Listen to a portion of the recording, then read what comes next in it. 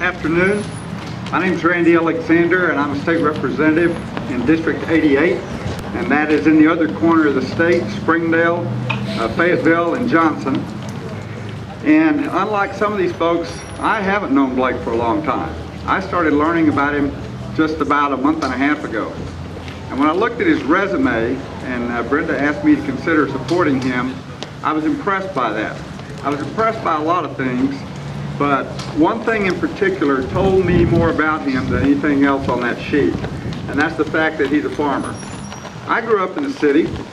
I'm not a farm boy, but I had the opportunity for 2 years to live out in a farm community.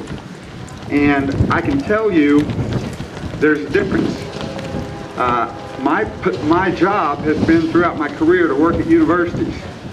And I've watched students that come from rural environments and students that come from other environments, and there's a difference. The rural kids know how to work. The rural kids know how to solve problems. And, you know, I'm not knocking the other kids, but they come from a background and an experience where they have to be able to figure things out, and they've got to be able to work hard. We don't need more people in Little Rock who can make a good speech if they don't have political courage. We don't need people who are very intelligent people if they lack political courage. We don't need people who are willing to make decisions based on what the last lobbyist they talked to had to say.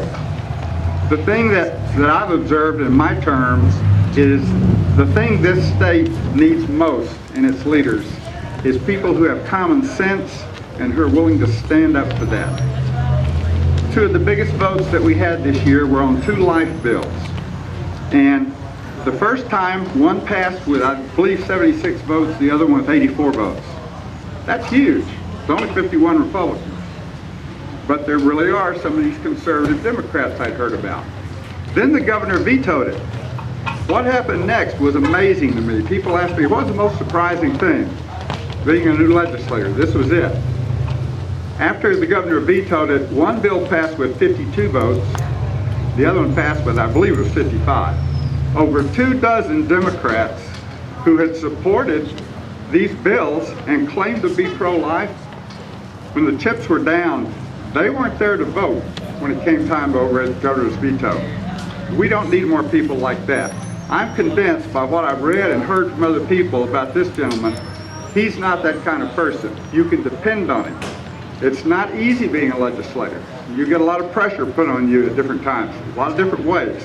And if you don't know who you are and what you believe and who you stand for, you're going to get knocked all around the room.